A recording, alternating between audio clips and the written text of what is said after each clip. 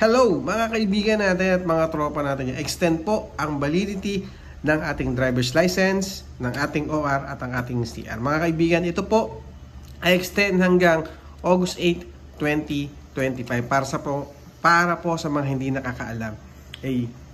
Hindi po tayo pwedeng mahuli or matikitan hanggang August 8 kung ang ating expiration ng ating driver's license, ng ating ORCR ay yung July 21 hanggang July 26. Kasi nga po, nagbigay ng announcement or ng posting si LTO, si Attorney Fua, na extend po ang validity ng mga araw na yan. Kasi nga po, dahil sa nagkaraang bagyo, pagbaha, nagbigay po ng extension ang LTO. So malaking bagay po yan para sa ating mga motorista na na-expired na nung panahon na yon. Kasi nga po, alam naman natin kung ang isang motor ay na-expired at nahuli tayo is magkakaroon po tayo ng penalty na aabot ng 12,000 pesos.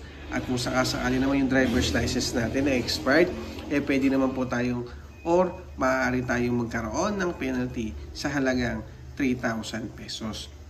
Ngayon, dahil nga po sa pagbibigay ng announcement o tulong na rin ni LTO sa mga motorista, nag-extend po sila hanggang August 8 lang po.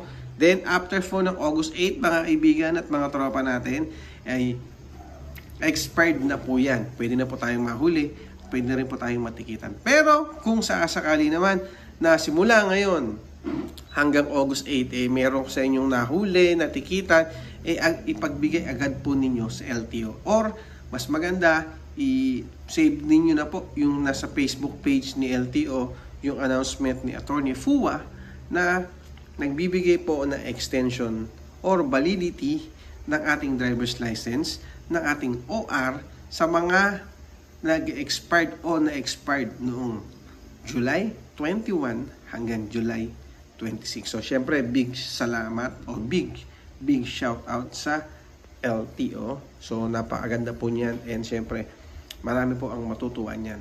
Okay? So yun lang mga kaibigan. Maraming salamat and ingat po tayo palagi. Bye-bye. Thank you.